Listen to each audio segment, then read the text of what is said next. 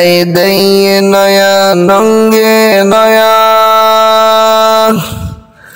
এই দইয়ে নয়া নঙ্গে নয়া সানে নয়া है नाम मुसलमान तेरा काम कुफर है नाम मुसलमान तेरा काम कुफर है बिस्मिल्लाहिर्रहमानिर्रहीम वरब्बुकल गनिय्यु ज़ुर रहमह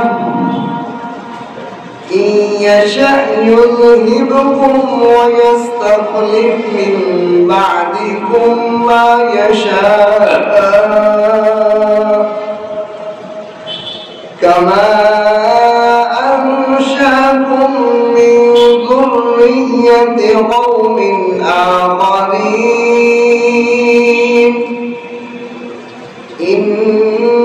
إنما توعدون لآت وما أنتم بمعجزين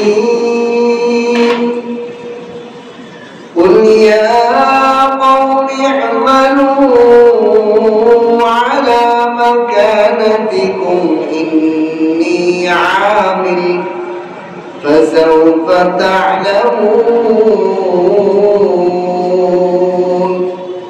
من تكون له عاقبة الدار إنه لا يفلح الظالمون وجعلوا لله مما ذرأ من الحرث الأنعام نصيبا فقالوا هذا لله بزعمهم وهذا لشركائنا فما كان لشركائهم فلا يصل إلى الله وما كان لله فهو يصل إلى شركائهم ساء ما يحكمون وكذلك زين لكثير من المشركين قتل أولادهم شركاؤهم ليردوهم وليلبسوا عليهم دينهم ولو شاء الله ما فعلوه فذرهم وما يفترون وقالوا هذه أنعام وحرث حجر يطعمها إلا من نشاء بزعمهم وأنعام حرمت ظهورها وأنعام لا يذكرون اسم الله عليها افتراء عليه سيجزيهم بما كانوا يفترون وقالوا ما في بطون هذه الأنعام خالصة لذكورنا ومحرم على أزواجنا وإن يكن ميتة فهم فيه شركاء سيجزيهم وصفهم إنه حكيم عليم قد خسر الذين قتلوا أولادهم سفها بغير علم وحرموا ما رزقهم الله افتراء على الله وضلوا وما كانوا مهتدين صدقت يا أرحم الراحمين. بارك الله لنا ولكم في القرآن العظيم ونفعنا وإياكم بالآيات والذكر الحكيم. ربي زدني علما ربي زدني علما رب اشرح لي صدري ويسر لي أمري واحلل عقدة من لساني يفقهوا قولي. আল্লাহ তাআলা লাখ কোটি শুকর ও সুজুদ যে মহান রব্বুল আলামিন আমাদেরকে দয়া করে মায়া করে আল্লাহর ঘর মসজিদে উপস্থিত হয়ে কোরআনে কারীমের আয়াত তেলাওয়াত করে তার তাফসীর পড়া শোনা আমলের নিয়তে বসার তৌফিক দান করেছেন। এজন্য কালিমাতুশ শুকর আদায় করি আলহামদুলিল্লাহ। সারা দুনিয়া শয়তানি কাজের মধ্যে প্রতিযোগিতা চলতেছে, আর আল্লাহ এবং দ্বীন ধর্মের কাজের মধ্যে অবহেলা ঢিলেমি গাফলতি প্রচুর পরিমাণ বেড়ে গেছে। কোরআনে কারীমের সাথে আমাদের দ্বীন ধর্ম মানাটা এমন হয়ে গেছে যে আমার প্রয়োজনীয় কাজ বাদ দিয়ে যদি দ্বীন ধর্ম সময় পাই তাহলে করব। বিষয়টা ছিল এরকম যে আল্লাহ আমাকে বানাইছেন তার ইবাদত বন্দেগীর জন্য আমি সর্বক্ষণিক ব্যস্ত থাকবো। এর ফাঁকে প্রয়োজন মেটানোর জন্য যতটুকু ব্যবসা, যতটুকু চাকরি, যতটুকু অন্যান্য কাজ দরকার ওইটা করবো। আমার মূল কাজ হলো আল্লাহর গোলামি করা। কিন্তু বর্তমান আমাদের অবস্থা, নিজেদের অবস্থা দেখলে মনে হয় যে আমরা আমাদের নিজেদের কাজের ফাঁকে যদি সুযোগ হয় তাহলে আমরা কি দ্বীন ধর্ম করি, আমল নামাজ ইবাদত বন্দেগী করি।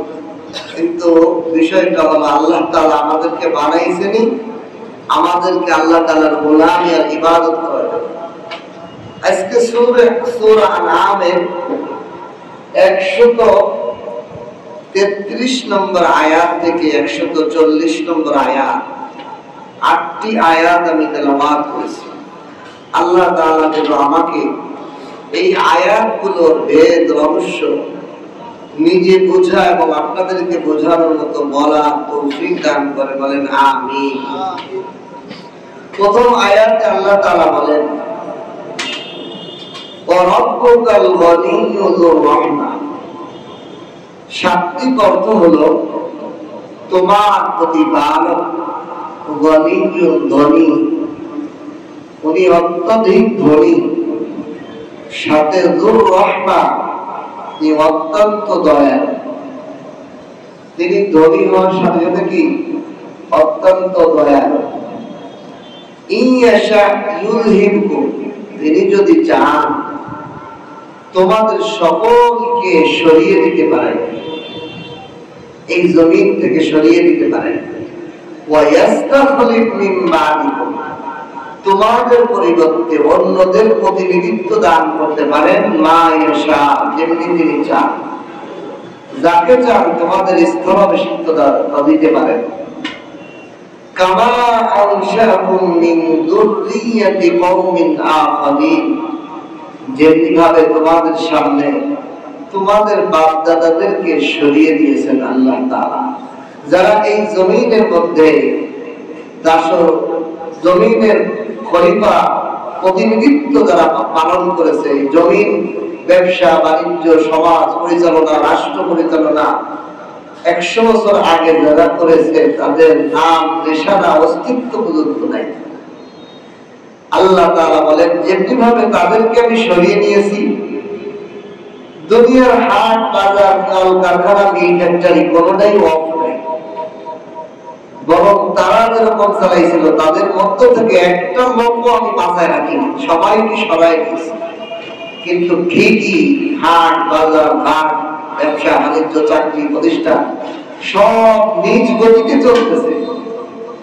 এগুলোকে আমি তোমাদের সামনে নমুনা রাখছি যে আমি কত বড় কুদরতওয়ালা।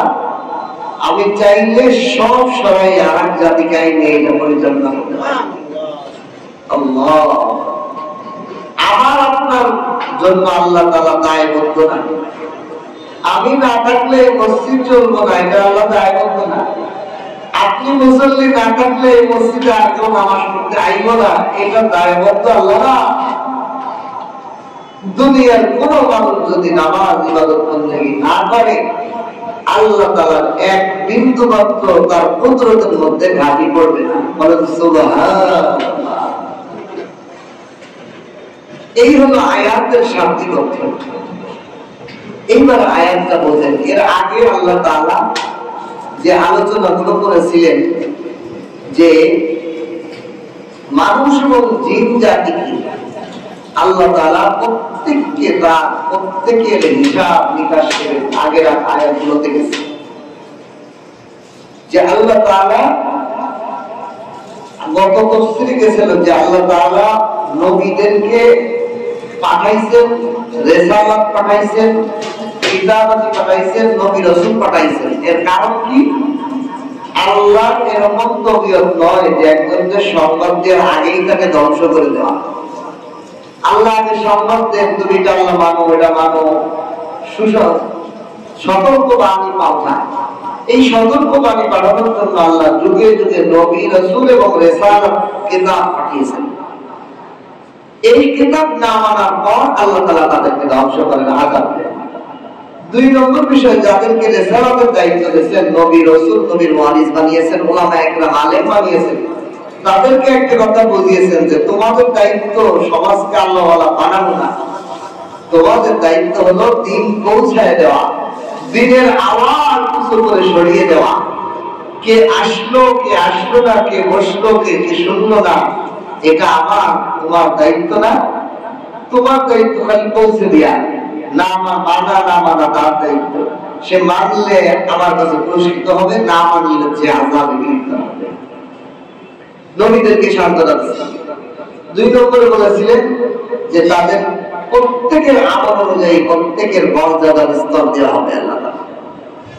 এইটা বলার পরে এই যে নবী রাসূল ধারাবাহিকতাতে পাঠাইছেন দুনিয়াতে, এখন একটা মনের মধ্যে একটা প্রশ্ন আসতে পারে যে আল্লাহ তাহলে কি ঠেকা নাকি দুনিয়ার মানুষ আমল করুক, নামাজ পড়ুক, সিজদা করুক? নবী রাসূল পাঠাই আল্লাহ তাআলা কুরআন হাদিস আসমান থেকে নাযিল করে মানুষদেরকে সঠিক পথে পরিচালনা করা, এটা কি আল্লাহ কি এটা না করলে আল্লাহর ক্ষমতার মধ্যে কমে যাবে নাকি? এইটার উত্তর আল্লাহ তাআলা আজকে তাফসীর দিয়েছেন। এক নম্বরে আল্লাহ তাআলা বলেন ওয়া রাব্বুকাল গানিয়্যুর রাহমা, আপনার প্রতিপালক অমুখাপেক্ষী ধনী,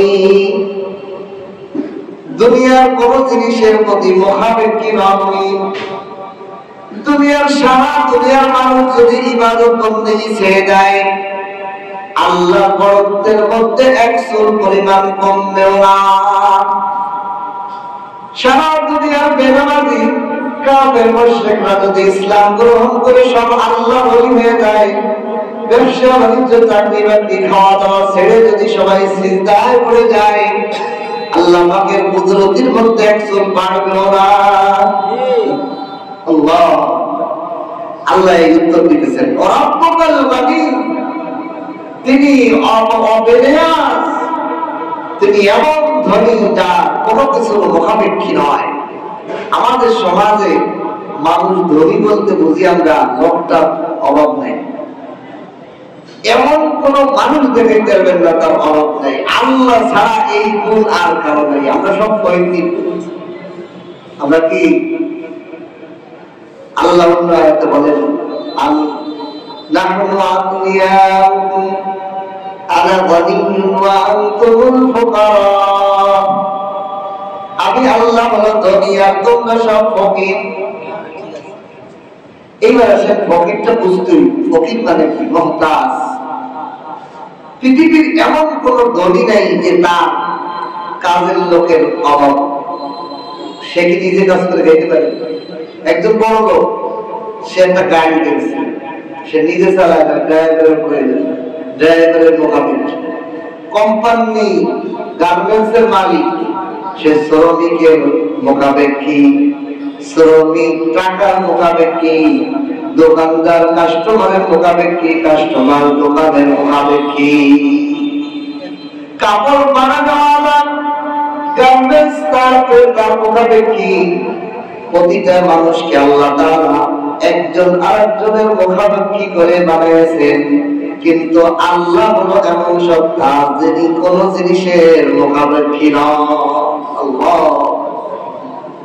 এই জন্য আল্লাহ বলেন ওয়ারাব্বুকাল গানী, আপনার প্রতিপালক অমুখাপেক্ষী। দুনিয়ার মানুষ, সমস্ত মানুষ একজন আরেকজনের মুখাপেক্ষী। ইমাম সাহেব মুসল্লিদের মুখাপেক্ষী, মুসল্লিরা ইমামের মুখাপেক্ষী, আলেম গায়রে ইলমদের আলেমদের মুখাপেক্ষী, গায়রে ইলম আলেমরা আলেমের জন্য মুখাপেক্ষী। দুনিয়ার প্রতিটা কর্মের মধ্যে কেউ না কেউ আমার লাগবে, তাহলে আমি সমাজে চলতে পারবো না। কত ধরা আমরা! রোগী ডাক্তারের মুখাপেক্ষী, রোগী নাই তাহলে ডাক্তার কি? আবার রোগী আছে ডাক্তারের মুখাপেক্ষী। সমাজের প্রতিটা মানুষের সাথে আল্লাহ আমাদের একটা অভাব এবং মুখাপেক্ষী শিকল দিয়ে আবদ্ধ করে দিয়েছে। একমাত্র সত্তা আমাদের রব, তিনিই হলেন অমুখাপেক্ষী, কোন মুখাপেক্ষী নেই। তার কোন জিনিসের প্রয়োজন হয় না, তার খাওয়ার প্রয়োজন হয় না, বিবির প্রয়োজন হয় না, সংসারের প্রয়োজন হয় না। লাম ইয়ালিদ ওয়া লাম ইউলাদ, তিনি কারো থেকে জন্ম নেন নাই, কাউকে জন্ম দেন নাই। বাবা হিসেবে জন্ম দেন, সৃষ্টি করা আর জন্ম দেওয়া ভিন্ন জিনিস। উনি জন্ম দেন নাই, সৃষ্টি করেছেন সবকিছু। খালেক তিনি, জন্মদাতা পিতা। এই জন্য আল্লাহ তাআলা বলেন ওয়ারাব্বুকাল গানী, হে নবী আপনি বলে দেন, আপনার উম্মতদেরকে জানিয়ে দেন, একমাত্র সত্তা আল্লাহই হলো অমুখাপেক্ষী, আর দুনিয়ার সমস্ত মানুষ হলো অমুখাপেক্ষী। সমস্ত মানুষ মুখাপেক্ষী, আল্লাহই অমুখাপেক্ষী। কিন্তু দেখেন আমাদের সমাজের মানুষের অবস্থা কি? আল্লাহ কোরআনের অন্য আয়াতে বলেন ইন্নাল ইনসানা লা ইয়াতগা আরআহু ইসতাগনা। কোন মানুষ যখন অমুখাপেক্ষী হয়ে যায়, টাকার দিক দিয়ে আর কারো কাছে দরকার নাই, ক্ষমতার দিক দিয়ে আর কারো মুখাপেক্ষী নয়, নিজেদের মনে করে কোন একটা বিষয়ে সে অমুখাপেক্ষী, আসলে তো সে মুখাপেক্ষী। সরকার জনগণের মুখাপেক্ষী, জনগণ সরকারের মুখাপেক্ষী, ঠিক কিনা? প্রত্যেকের সাথে প্রত্যেকের একটা মুখাপেক্ষী আছে। কিন্তু আল্লাহ তাআলা বলেন কোন মানুষ যখন নিজেকে অমুখাপেক্ষী মনে করে, ইন্নাল ইনসানা লা ইয়াতগা, মানুষ নিশ্চয়ই মানুষ বড় সীমা লঙ্ঘন এবং অত্যাধিক উদ্ধত হয়ে যায়, জালেম হয়ে যায়। কখন? যখন সে নিজেকে দেখে কোন বিষয়ে সে অমুখাপেক্ষী, জালেম হয়ে যায়, টাকা বেশি হয়ে গেছে, কেউ করে না। রিকশাওয়ালা মনে করে না, তার কর্মচারী মনে করে না, টাকার ক্ষমতা কাছে মনে করে যে আমি আর কারো কাছে মুখাপেক্ষী নয়। কিন্তু এক সেকেন্ডের মধ্যে ওই টাকা সব চুরি হয়ে যেতে পারে, আগুনে পুড়ে যেতে পারে। সে ক্ষণিকের জন্য নিজেকে মনে করে অমুখাপেক্ষী। মানুষগুলো আছে, আল্লাহ কোরআনে কারীমে বলেছে ইন্নাল ইনসানা লা ইয়াতগা আরআহু ইসতাগনা। সে যখন নিজেকে বেনিয়াজ মনে করে, তখন তার দ্বারের কাছে আর যাওয়া যায় না। সে পাওয়া, ক্ষমতা, অর্থ যখন নিজেকে একটু মনে করে যে আমি কারো ঠেকা দেখি, আমি কি কারো ঠেকা দেখি, আমার ঠেকা আছে, এটাই যখন মনে করে, সে ক্ষমতা বহিঃপ্রকাশ, জুলুম, অত্যাচার তার শুরু হয়ে যায়। আল্লাহ তাআলা এটা বোঝায়, ও দুনিয়ার মানুষ, আসলে তো মুখাপেক্ষী নন, ও প্রত্যেকটা মানুষের মুখাপেক্ষী, কারো না কারো মুখাপেক্ষী টাকা আছে, যদি মাল না থাকে কি কিনবো? টাকা আছে, গাড়ি কিনছে, ড্রাইভারের মুখাপেক্ষী, ফ্যাক্টরি করছে, শ্রমিকের মুখাপেক্ষী, প্রতিটা জামা কিনছে, কাপড় কিনছে, দর্জির মুখাপেক্ষী, প্রতিটা জিনিসের সে মুখাপেক্ষী। কিন্তু সে নিজেকে যখন মুখাপেক্ষী মনে করে, সে জালেম হয়ে যায়, উদ্ধৃত হয়ে যায়, অহংকারী হয়ে যায়। কিন্তু আমি আল্লাহ, আমি তো বাস্তব অমুখাপেক্ষী, কিন্তু আমার সাথে একটা গুণ আছে, জোর রহমান, আমি অত্যন্ত দয়ালু। দুনিয়ার মানুষ টাকার দিকে অমুখাপেক্ষী হইলে নিজের দৃষ্টিতে নিজেকে অমুখাপেক্ষী মনে করার সাথে সাথে সে জালেম, ক্ষমতার অহংকারী দেখায়। আমি আল্লাহ বাস্তব অমুখাপেক্ষী হওয়ার পরেও আমি আল্লাহ কত দয়ালু, জোর রহমান, বলেন সুবহান। কিরকম রহমতে! দুনিয়ার কোন মানুষ আমরা আল্লাহর কাছে দরখাস্ত করি নাই, ও আল্লাহ আপনি আমাদেরকে মানুষ রূপে বানান, আপনি আমাদেরকে মানুষ বানান। আল্লাহ তো চাইলে আমাদেরকে ছাগল, গরু, গাছপালা, তরুলতা, মাটি, বিভিন্ন জিনিস বানাইতে পারতেন কিনা? আল্লাহ আমাদেরকে এই যে মানুষ বানাইলেন, কেউ আমরা একটা মানুষ বলতে পারবো যে আমি আল্লাহর কাছে দরখাস্ত করছিলাম, আল্লাহ আপনি আমাকে মানুষ বানাই? এই দরখাস্ত আমরা কেউ করি নাই।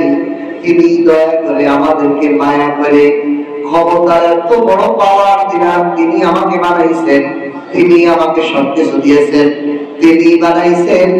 তিনাকে আমি মানতে আমার অসুবিধা হয়ে যায়, তিনার আদেশ মানতে আমার অসুবিধা হয়ে যায়, অথচ তিনি আমাকে দয়া করে মানুষ বানাইছেন।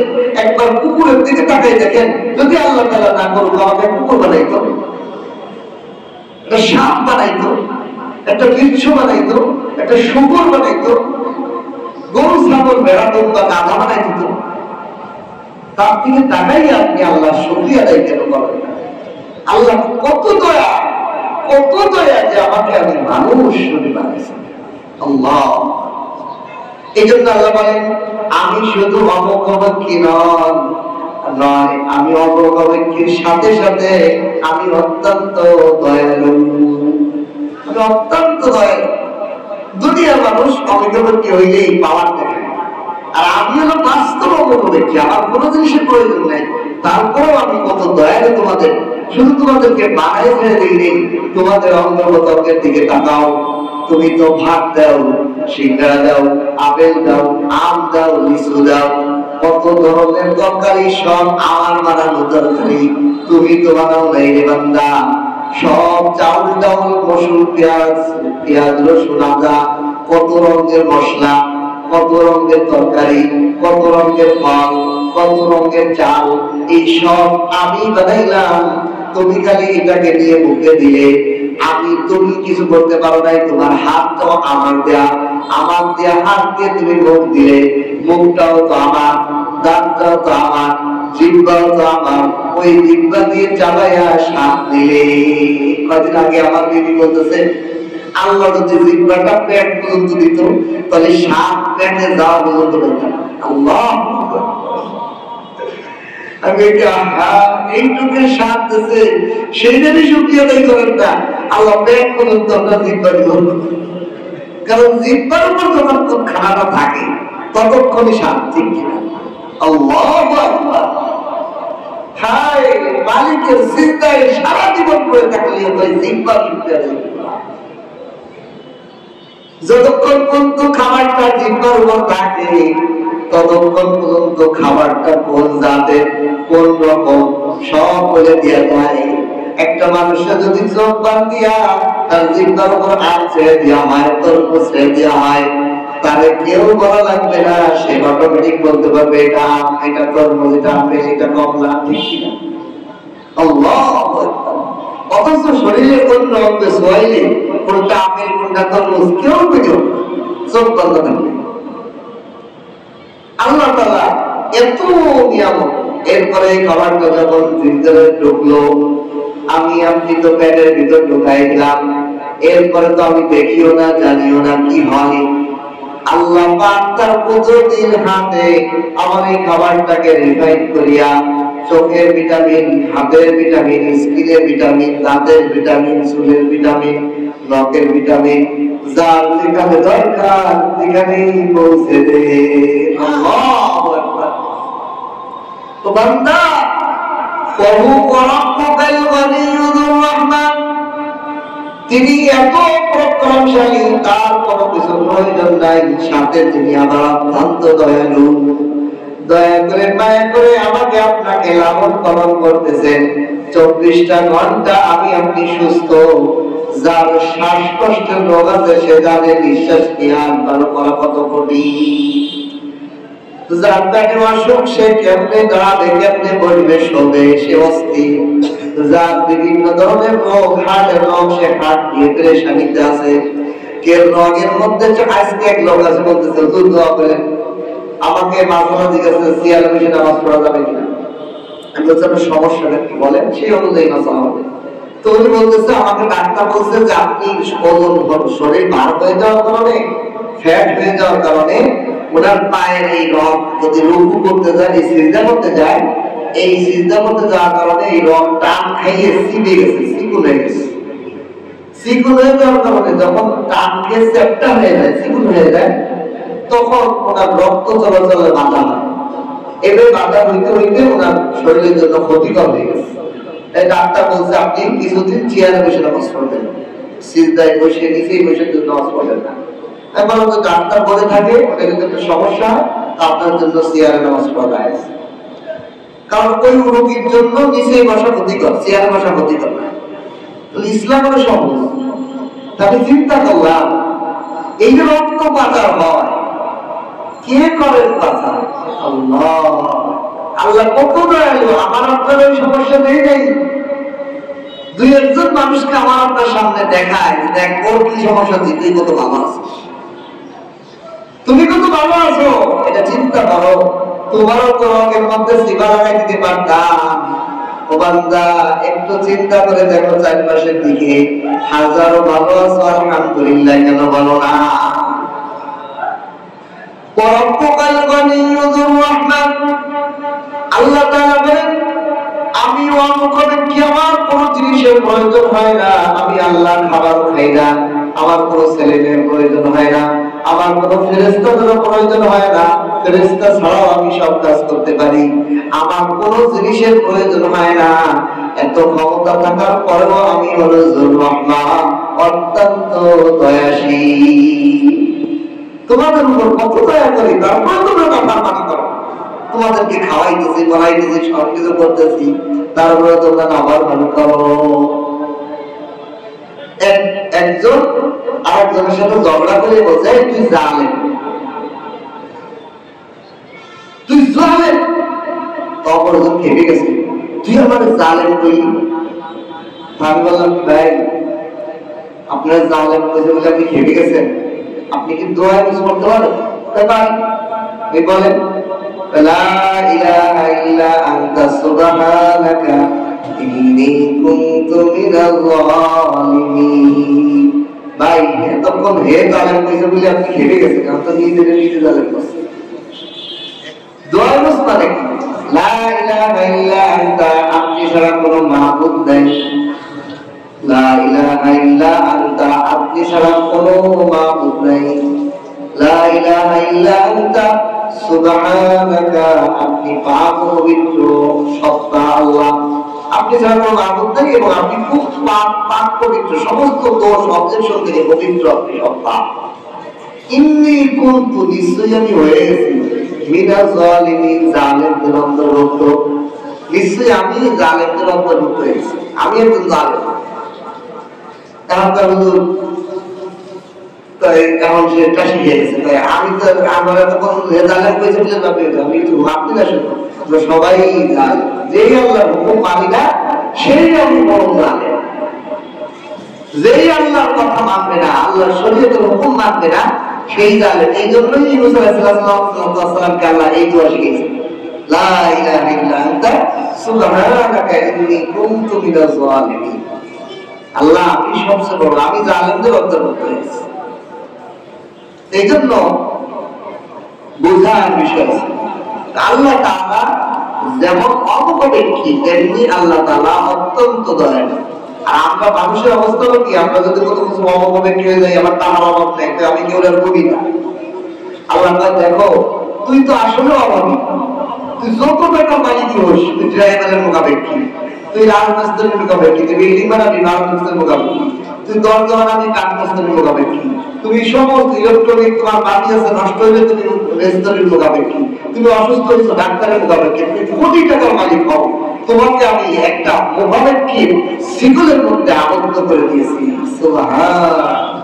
এজন্য অমুখাপেক্ষীর গুণে গুণান্বিত একমাত্র আল্লাহ।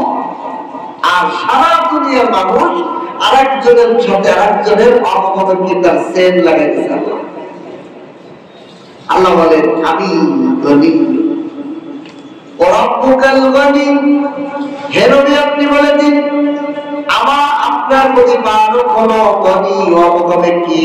শুধু অমুখাপেক্ষী না, অমুখাপেক্ষী হওয়ার পরেও এখন দেখেন কাফের প্রশ্নকে যখন আগের আয়াতগুলো থেকে প্রশ্ন আসে যে আল্লাহ নবী রাসূল রিসালাত কিতাব দিয়ে তো পাঠায় কি আল্লাহ কি ক্ষমতা বা আল্লাহ কুদরতের মধ্যে কি কমিয়ে দেবে না?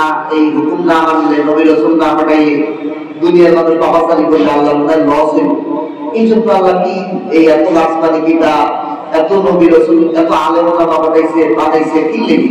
আল্লাহ কি কুদরতের মধ্যে কোনো কমিয়ে করবে? নাউযুবিল্লাহ।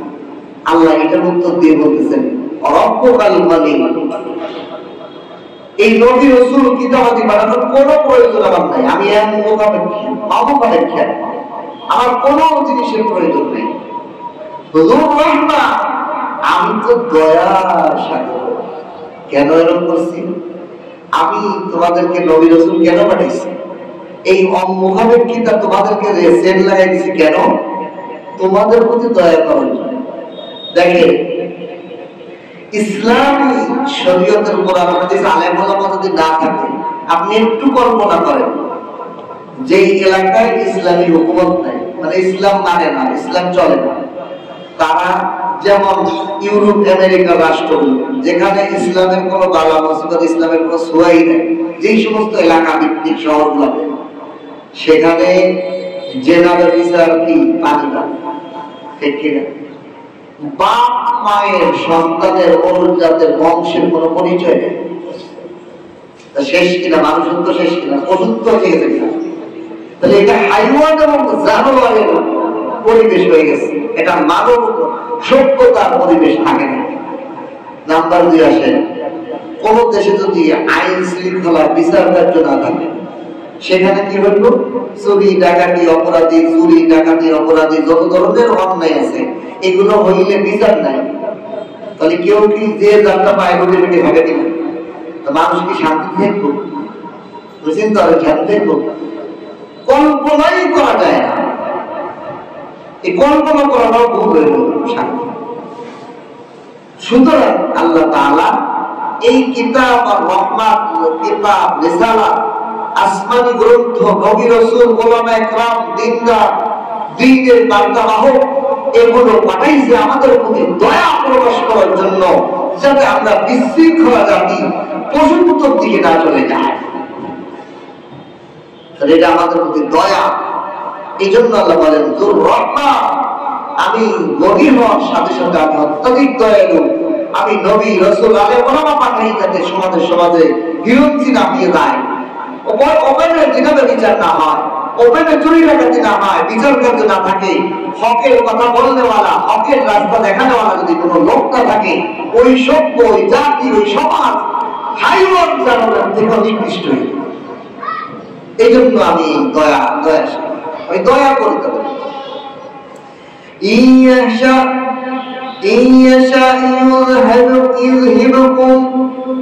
আমি যদি চাইতাম তোমাদের সকলকে নিয়ে যাইতাম, আল্লাহ বলেন নাই আমি তোমাদের বাইরে ফেলতাম, তোমাদেরকে ধ্বংস করতাম। ইউহলিকুম বলেন নাই, ইউযহিবুকুম তোমাদেরকে সরিয়ে নিয়ে যাই। আমি যখনই চাই, আমার এই কুদরত ক্ষমতা আছে, তোমরা যদি ইবাদত বন্দেগী না করো, আমার নবী রাসূলের দেখা অনুযায়ী, আমার কোরআন হাদিস অনুযায়ী, আমার আসমানি গ্রন্থ অনুযায়ী, নবী রাসূলের বার্তা অনুযায়ী না চলো, আমার এইরকম ক্ষমতা আছে তোমাদের সকলকে সরিয়ে নিয়ে যাওয়া। কেমনে? ওয়ায়াস্তাখলিফ মিন বাদিকুম মা ইয়াশা, তোমাদের পরে আরো কোন যাদেরকে আমি চাই তাদেরকে তোমাদের প্রতিনিধিত্ব খেলাফত আমি দিতে পারি। আমি তোমাদেরকে সরাইয়া তোমাদের পরে অন্য কোন জাতিকে তোমাদের প্রতিনিধি বানাই দিতে পারি। কামা আনশাকুম মিন যুররিয়াতি কওমিন আখরিন, যেভাবে তোমাদেরকে আমি তোমাদের পূর্ববর্তী কওমের উত্তরসূরি বানিয়েছি। দেখেন, আমাদের পূর্ববর্তীরা এই বাজার ঘাট মার্কেট কল কারখানা ফ্যাক্টরি বিভিন্ন জিনিস তারা চালাইছে। 100 বছর আগে যেগুলো চলছে না, চলছে 100 বছর পরে তাদের নাম, তাদের একটা লোক আছে নাকি যে এই বাজার কেমনে চালাবে এটা দেখাই দিয়ে যে আমরা, তাদের নাম নিশানাও নাই। তাদেরকে আমি সরিয়ে নিয়ে গেছি, তাদেরকে আমি সরাই দিছি। সরিয়ে দিয়ে তোমাদেরকে আমি এখানে প্রতিষ্ঠিত করেছি, তোমাদেরকে আমি এই বাজার, এই সমাজ, এই রাষ্ট্র পরিচালনার খেলাফত দিয়েছি। তোমাদের চোখের সামনেই তো আমি এটা পাই। আমার প্রতিরোধ কত দেখো না তোমরা, আমার কত প্রতিরোধ যে তোমাদের চোখের সামনেই তোমাদের বাপ দাদা পূর্ববর্তী এই বাংলাদেশ শাসন করেছে জিয়াউর রহমান, বঙ্গবন্ধু শেখ মুজিবুর রহমান, কত প্রেসিডেন্ট, শেখ বাংলায় কেবলুল হক, এরকম বড় বড় তাজউদ্দিন শাহ, এরশাদ তো কিছুদিন আগেই মারা গেছে। এরকম কতজন এই দেশ পরিচালনা করে দুনিয়া থেকে সরে গেছে, দেশ চলতে বাধা হয়েছে। এরশাদ বলে গেছে কেমনে দেশটা চালাবে, হাসিনাই চিন্তা করে। বরং হাসিনা ওদের কোনো চিন্তাই করে না কারা কেউ চালাইছিল, এদের মতো চালায়। আবার হাসিনা যখন করা যাবে এরপরে আনন্দ লাগবে, সে চালাইবে, হাসিনার কথা কল্পনা করবে। আল্লাহ ভাই এগুলো তোমাদের সামনে রাখছি যে আমি তোমাদের পূর্ববর্তীদের ওয়ারিস বানিয়ে তোমাদেরকে আমি প্রতিষ্ঠিত করেছি, স্থানান্তরিত করেছি। তোমরা কি এগুলো দেখো না? আমার কুদরত কত, আমার ক্ষমতা কত, তোমাদের কোনো সরাই দিতে পারে। ইন্নামা তুআদুনা লাআত, আর নিশ্চয়ই স্মরণ রাখো, যদিও আমার ধরা তোমাদের কাছে এই জীবনের হায়াতে না আসে, তুমি অন্যায় করতেছো, আমার হুকুম মানতেছো না, নবীর তরিকায় চলতেছো না, নামাজ পড়তেছো না, দ্বীনের মজলিসে যাইতেছো না, দ্বীনের পথে দ্বীনদারদের কথা শুনতেছো না, উলামায়ে কেরামের কথা অনুযায়ী জীবন পরিচালনা করতেছো না, কোরআন সুন্নাহ অনুযায়ী জীবন পরিচালনা করতেছো না, তবে শুনিয়া রাখো, আযাব যদি এখন নাও আসে, ইন্নামা তুআদুনা লাআত, নিশ্চয়ই আমি যে কিয়ামতের ওয়াদা করেছি ওটা আসবে ওয়ালা, লাআত আনে ওয়ালা, কিয়ামত আসতেছে। তুমি মনে করো না একেবারে যে হইব না, আমি ওয়াদা করছি তোমাদের সাথে সেই কিয়ামত আনে ওয়ালা। ওয়া আনতুম বিমুজিজিন, আর তোমরা এই কিয়ামতকে হটায় দেওয়ালা নয়, এটাকে ঠেকানে ওয়ালা তোমরা কখনোই সক্ষম নয়। আল্লাহ পাক যে কিয়ামত ঘটাবেন এটাকে থামাই দেওয়ার শক্তি তোমাদের কারো নাই, এটা অক্ষম তোমরা। আল্লাহ এই ওয়াদা অনুযায়ী কিয়ামত যে সংঘটিত হবে এটাকে থামানোর ব্যাপারে তোমরা কোনো যোগ্যতাই রাখো না, এটা অক্ষম। হেনবি কুল ইয়া কওমি আমালু আলা মাকানাতিকুম ইন্নী আমিল, হেনবি এবার আপনার কওমকে বলে দেন, এইবার আপনি বলে দেন, হে নবীর মাধ্যমে সারা দুনিয়ার কিয়ামত পর্যন্ত আনে ওয়ালা উলামায়ে কেরামের মাধ্যমেও জানাই দেওয়া হইতেছে কি, হে নবী আপনার সামনে যারা ছিল কাদের মুশরিকরা তাদেরকে বলে দেন, আর কিয়ামত পর্যন্ত আলেমরা বলবে তাদের সামনে বসনেওয়ালা জাতিকে কি বলবে, ইয়ামালু আলা মাকানাতিকুম, তোমরা যে বিশ্বাস নিয়ে আসো মরে গেলি শেষ নাস্তিকরা, তোমরা যে মনে করছো দিন দুনিয়ায় যা আছে ভোগ করে যাই আগে দোকানদারি করি, আগে অন্য কাজ করি, ইবাদত দেই পরে জীবনের শেষে কথা। আরে এখনো দাড়ি কাঁচা, এখনো দাড়ি পাকে নাই, নামাজ রোজা করবান। এই যে বিশ্বাস আকীদায় যারা তোমরা এখনো পিছিয়ে পড়ে আছো, এ আমালু আলা মাকার, তোমরা তোমাদের আমলে থাকো। ইন্নী আমিল, আমি নবীও আমি আমার আমল করতে থাকি। আমাকে আল্লাহ পাঠাইছো, আমার খলাকুল জিন্না ওয়াল ইনসা ইল্লা লিয়াবুদুন। আমাকে, আমাদের এবং জিন-জাতিদেরকে আল্লাহ ইবাদতের জন্য বানাইছে। আমরা ইবাদতের মধ্যে জীবন কাটাই। তোমরা দুনিয়াদারি, ব্যবসা বাণিজ্য, আল্লাহ বিরোধী, আল্লাহ বিরোধী কাজের মধ্যে মগ্ন থাকো। তুমি তোমার আমল, তোমার মাকাম নিয়ে থাকো। ইন্নী আমিল, আমি আমার দায়িত্ব থেকে আমি আমার আমল করতে থাকি। ফাসাউফা তা'লামুন, অচিরেই তোমরা জানতে পারবে, মান তাকুনা লাহু আকিবাতুদ দার, কে আখিরাতের উত্তম প্রতিদান পাবে। এটা তোমরা অচিরেই জানতে পারবে। মরার সাথে সাথেই আখিরাতের কে সফল কাম, কে বিফল কাম, সব তার সামনে চলে আসবে। ইন্নাহু লা ইউফলিহু যালিমুন, আর নিশ্চয়ই জালেমরা কখনোই সফল কাম হবে না। জালেম বলতে যারাই আল্লাহ এবং নবীর আদেশ সিরাত তরিকা অনুযায়ী আমল করে নাই, জীবন পরিচালনা করে নাই, মন চাই জীবন পরিচালনা করছে, আগে দুনিয়াদারিকে প্রাধান্য দিয়েছে, দিনদারিত্বকে প্রাধান্য দেয় নাই, এরা নিশ্চয়ই কখনো সফল কাম হতে পারবে না। সর্বপ্রকার জালেম। অনেক মানুষ আছে তাই হুজুর আমি তখন কোন মানুষের মধ্যে জুলুম করি না। এই যে বলেন, এই কথাটা নিজেই জানেন যে আমি যে কারোর মধ্যে জুলুম করি না। সবচেয়ে বড় জুলুম তো আপনি নিজের প্রতি নিজে করতেছেন। আপনার এই বডিটার উপর আল্লাহ পাকের হক, আল্লাহ পাক বানাইছেন, সেই আল্লাহর গোলামি কতটুকু করতে পারতেছি, এটাই তো সবচেয়ে বড় জুলুম আমি করতেছি।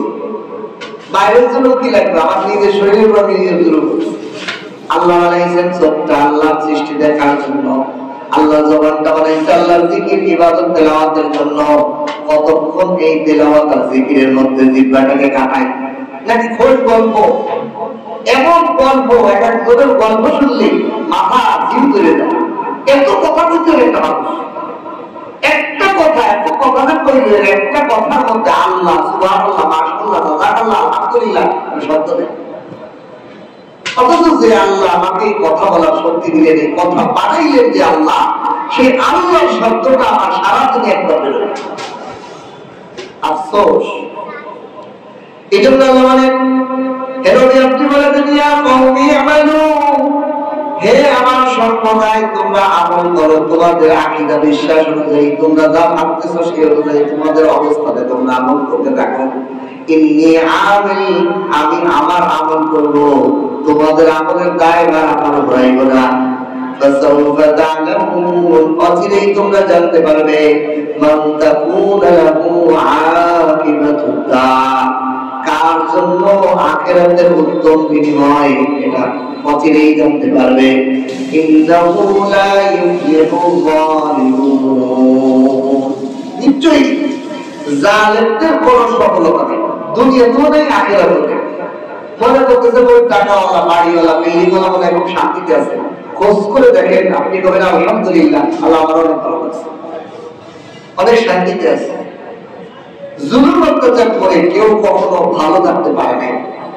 জুলুম অত্যাচারের শাস্তি তো দুনিয়াতেই শুরু হয়, আখিরাতে তো আছে। এরপরে আল্লাহ তাআলা বলেন, ওয়াজআলু লিল্লাহি মিম্মা তারা মিনাল হারথিল আনআমি নাসীবান ফাকালু হাযা লিল্লাহি বিযামিহিম ওয়া হাযা লিশুরাকাইনা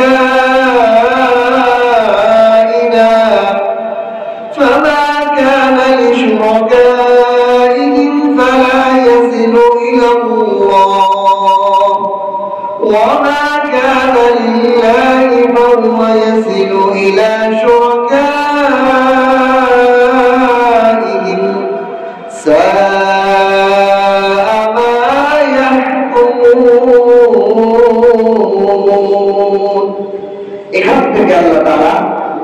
মুশরিকদের কিছু ভ্রান্তি আকীদা, তাদের ভ্রান্তি আকীদাগুলোকে খণ্ডন করছেন। মূর্খতা, অজ্ঞতা, তারা যে আল্লাহর ব্যাপারে ধারণা করতো সেই কিছু কাহিনী করবে। আল্লাহ বলেন ওয়াজালু, এই আরবের মুশরিকরা লিল্লাহি, আল্লাহর জন্য নির্ধারণ করে, আল্লাহর জন্য বানায়, আল্লাহর জন্য একটা অংশ নির্ধারণ করে। কি? মিম্মা যারা মিনাল হাবসি ওয়াল আনআম নাসিবা, অংশ, নাসিবা অংশ, যারা ওই জিনিস, মিম্মা ওই জিনিস, যারা যা তারা উৎপাদন করে, খেতে ফসল উৎপাদন হয়, ফার্মে গরু ছাগল দুধ উৎপাদন হয়, এগুলো যা তারা আবাদ করে, যা উৎপাদন করে, মিনাল হাবসি ওয়াল আনআম, ক্ষেত খামার এবং গবাদি পশু থেকে যা উৎপাদন করে, যা তাদের লাভ আসে, যা তাদের অতিরিক্ত তৈরি হয়, এর থেকে আল্লাহর জন্য একটা অংশ নির্ধারণ করে। আরবের মুশরিকরা করত।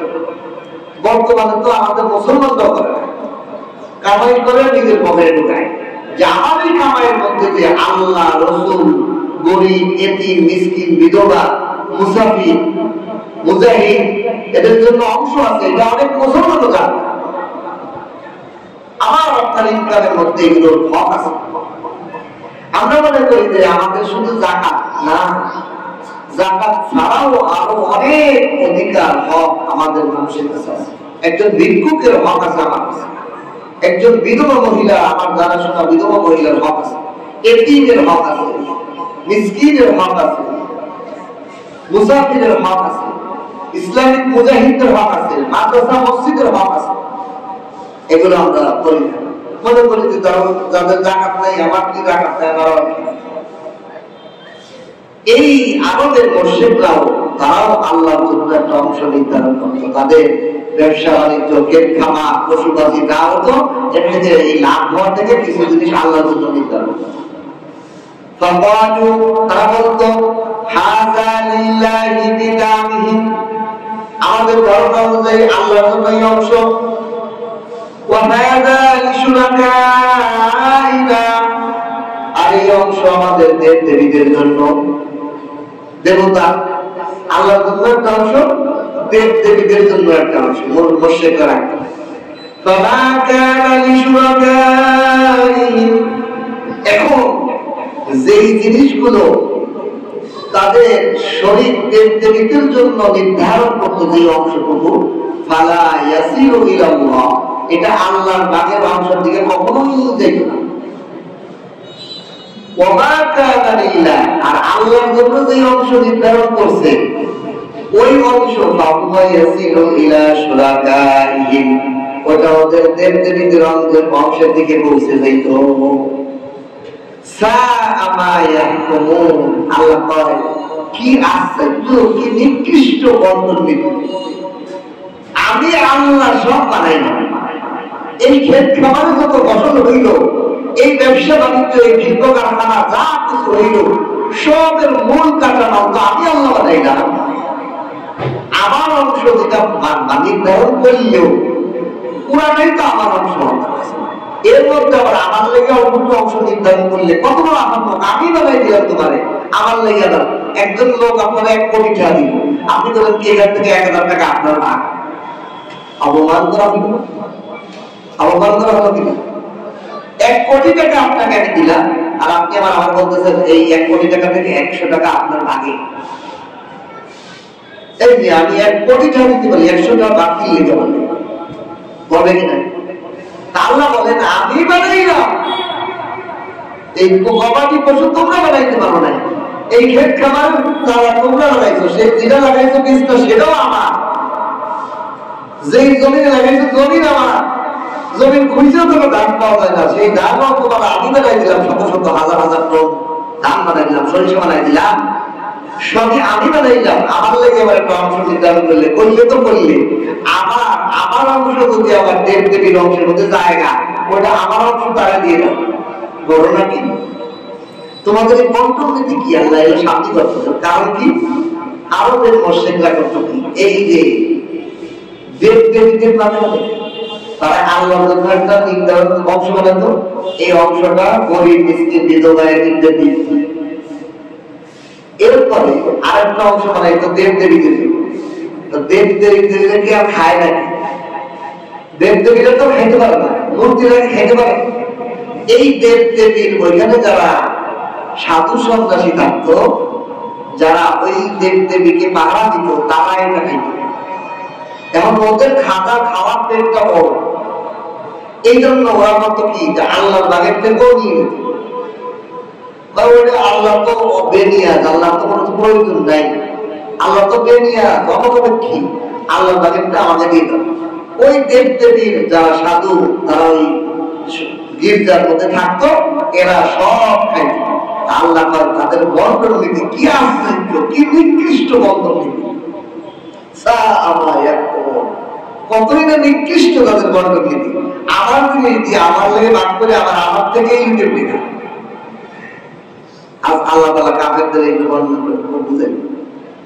ওয়াজালিকা এমনিভাবে কাফের মুশরিকদের আরেকটা কুকীর্তি আল্লাহ বর্ণনা করেন, যায়্যানা লিকাসীরিন মিনাল মুশরিকিনা কতলা আমওয়াতিহিম। কাফের মুশরিকদের অনেকের জন্য শয়তান সুসজ্জিত করে দিয়েছে কতলা আমওয়াতিহিম, তাদের সন্তানদেরকে হত্যা করত। এই মুশরিকরা ওই দেব দেবীর নামে সন্তানকে জবাই করত। এটা দুই রকম। এক রকম হলো তারা মেয়ে সন্তানকে লজ্জায় হত্যা করে দিত। মেয়ে হইলে ওই সময় আইয়ামে জাহেলিয়াতের যুগে যে পাইতো সে দর্শন করত।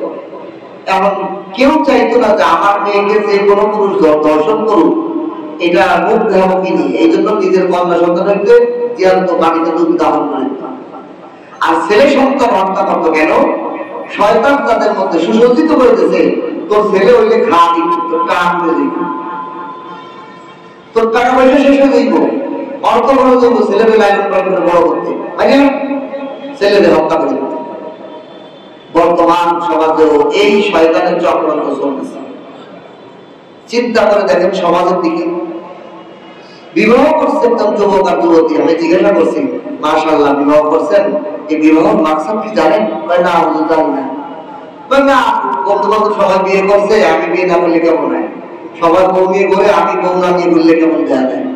আস্তাগফিরুল্লাহ। আমি বললাম তো বিবাহের মাকসাদই জানেন না। কোরআন ও হাদিস অনুযায়ী বিবাহের মাকসাদ হলো আল্লাহর জমিনে আল্লাহর প্রতিনিধি বানানো। বিবাহের মাকসাদ কি? বিবাহের একমাত্র উদ্দেশ্য আল্লাহর জমিনে আল্লাহর প্রতিনিধি বানানো, সন্তান জন্ম দেওয়া। আর কোন দ্বিতীয় কোন উদ্দেশ্য হইতে পারে না। অনেকে আছে যে বাপ মা রাইতে খাওয়া দেবে না, এই জন্য না, এটা বিবাহের উদ্দেশ্য। গলত নিয়ত, ভুল নিয়ত। যৌন চাহিদার জন্য না, এটা ভুল নিয়ত। বিবাহের একমাত্র উদ্দেশ্য আল্লাহর জমিনে আল্লাহর প্রতিনিধি বানানো। এখন আপনি চিন্তা করেন, এরপরে যদি আমি কই এটার উদ্দেশ্য, তার হুজুর বিবিটা একটু বয়স অল্প, বিবিটা একটা কি বয়স অল্প, এখন বাচ্চা কাচ্চা নিয়ে আমি আস্তাগফিরুল্লাহ আস্তাগফিরুল্লাহ। ইঞ্জিনিয়ার বিবিটা কি আপনি বানাইছেন না আল্লাহ বানাইছেন? কারণ হুজুর আল্লাহ বানাইছেন। আমি বলছি আল্লাহ যদি বানায় একটা মহিলা ঋতুস্রাব মিলনের যোগ্য বালেগা শামেলাগা হয় কত বছর বয়সে? 9 বছর, 10 বছর, 12 বছর, 15 বছর, 16 বছর, এত হয়ে যাবে। আল্লাহ যদি বুঝতেন যে এই বয়সে বাচ্চা নিয়ে সমস্যা, তাহলে ঋতুস্রাবটা 21 বছর বয়সে দিয়ে দিতেন। কি বলেন? আমার কথা বুঝতেছেন? একটা ইঞ্জিনিয়ার যিনি বানাইলেন তিনি বোঝেন নাই, আমার থেকে বেশি বোঝেন।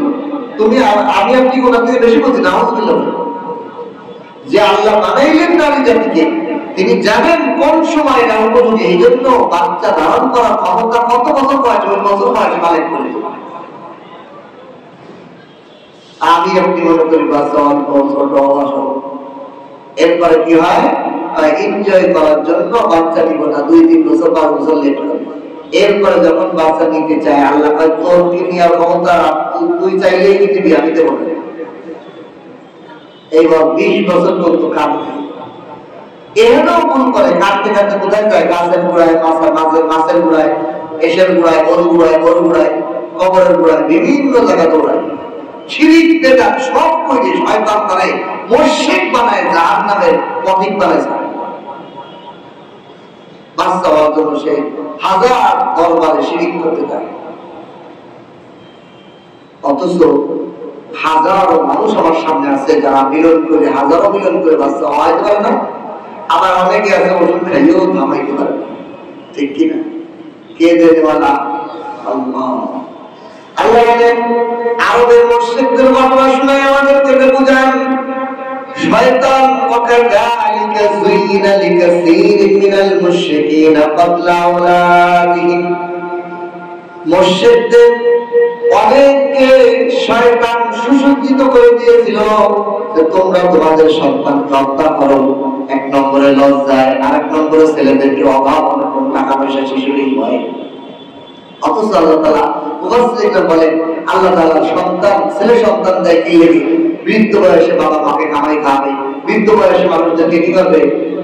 তাকে তার শরীরের লাঠি হবে, তাকে সহযোগিতা করবে, তাকে ত্যাগ দিবে, বিভিন্ন ভাবে তার উপকার আসবে। কিন্তু এই সন্তানকে তোমরা শয়তানের বুদ্ধিতে নির্বুদ্ধিতার কাজ করে তোমরা হত্যা করে দাও। এরপরে আল্লাহ বলেন তাদেরকে কি করার জন্য?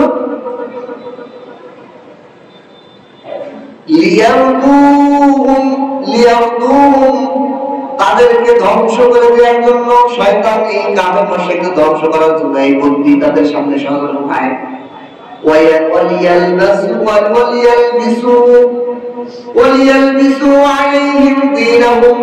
এবং তাদের দিন ধর্মের মধ্যে গোলমাল বাধাই দেওয়ার জন্য শয়তান তাদের সন্তানকে হত্যা করার এই সুসজ্জিত করে দিয়েছে। কেন? এক নম্বর কারণ হলো তাদেরকে ধ্বংস করার জন্য।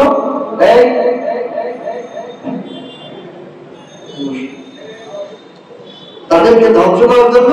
দুই নম্বর হলো তাদের ধর্মীয় বিষয়ের মধ্যে গোলমাল বাধাই দিয়ে দেবে। তারা উল্টো পাল্টা ধর্ম নীতি উল্টো পাল্টা লাগাচ্ছে। ওয়ালাউ শাআল্লাহু মা ফাআলু, আল্লাহ যদি চাইতেন তাহলে তারা এমন করতে পারত না। শয়তান তাদেরকে ধোঁকায় দিতে পারত না। কয়েকদিন আগে আমার ছেলে আইসক্রিম মনে হয় কালকে প্রশ্ন করছে, আপু শয়তান হয়েছে কি লেগে? এই যে আল্লাহ আজকে করতেছে কি লেগে হয়েছে? আল্লাহ কইছেন যে আমি চাইলে তো শয়তান তাদেরকে সুসজ্জিত করতে পারতো না। আমি আল্লাহ যদি চাই, আল্লাহ যদি চান দেয় শয়তান যদি করবি না, শয়তান আল্লাহ কি বানাই? এটার উত্তর এখানে রয়েছে।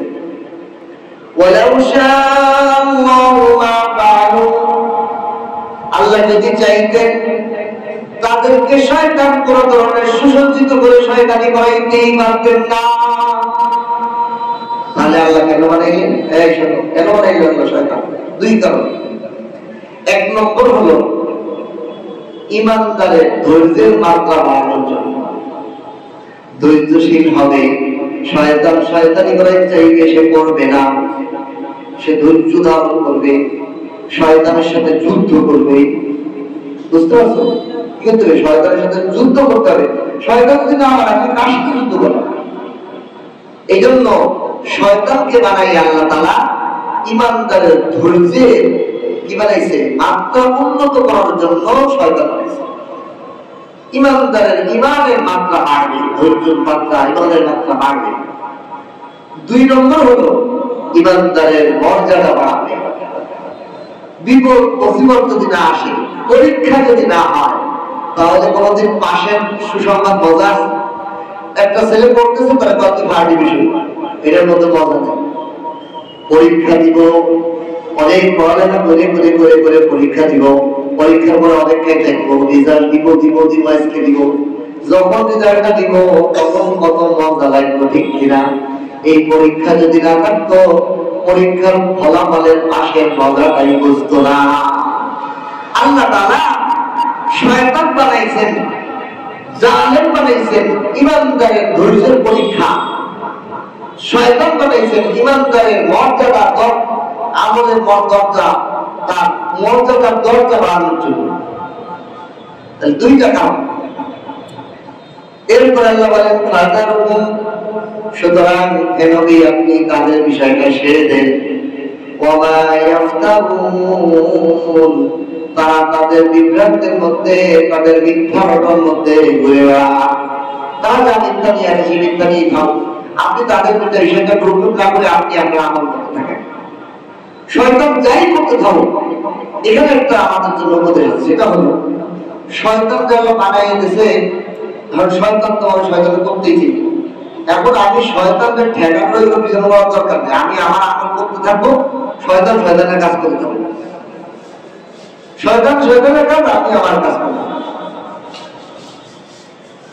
এরপরে বলেন এই মুশরিকরা একটা বিভ্রান্ত হলো, তারা কিছু প্রাণীকে বলতো,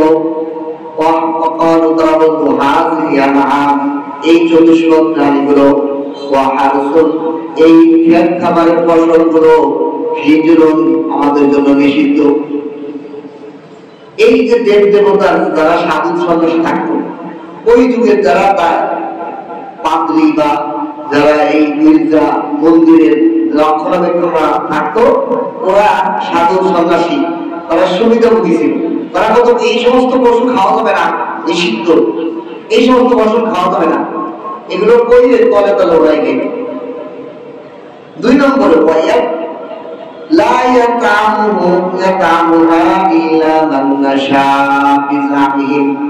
এই খাদ্য, এই ফসলগুলো কেউ খাইতে পারবে না,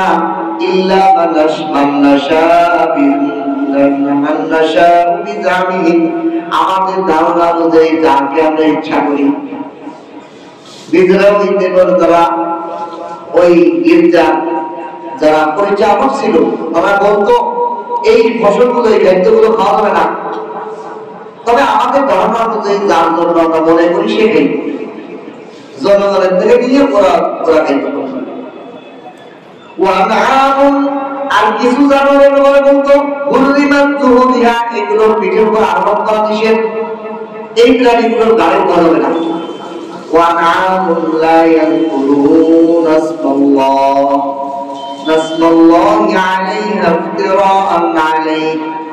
আর আল্লাহর উপর মিথ্যা অপবাদ ঢেলে দিয়ে বলতো এই সমস্ত প্রাণীর উপর আল্লাহর নাম বলা যাবে না। তারা যে জবাই করতো প্রাণীগুলা, ওই প্রাণীগুলোর উপরে ইচ্ছা করে আল্লাহর নাম বলতো, আল্লাহর নাম বলা যাবে না, এগুলো আল্লাহ নিষেধ করছে, আল্লাহ এগুলো বলা যাবে, আল্লাহ নিষেধ করছে, আল্লাহর নাম দিলে আল্লাহ অপরাধ হয়ে যাবে না, এই প্রাণীকে হত্যা, কি যুক্তি খাটাইতো? এই যে আল্লাহর নাম দেখে জবাই দেবো, তাহলে তো দোষটা আল্লাহ হয়ে যাবে, এই জন্য আল্লাহর নাম দিয়ে যাবো না, নাউযুবিল্লাহ। এইগুলো মিথ্যা অপবাদ আল্লাহর উপর রাখে।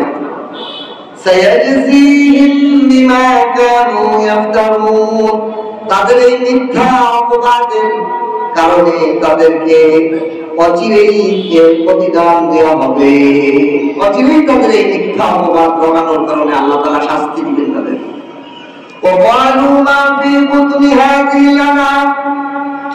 তাদের দ্বিতীয় একটা বিভ্রান্তি আকীদা ছিল কি, তারা বলতো এই প্রাণীর পেটের মধ্যে যে বাছুর আছে, খালিসাতুল লিযুকুরিনা, এটা শুধুমাত্র গেরজার পুরুষদের জন্য।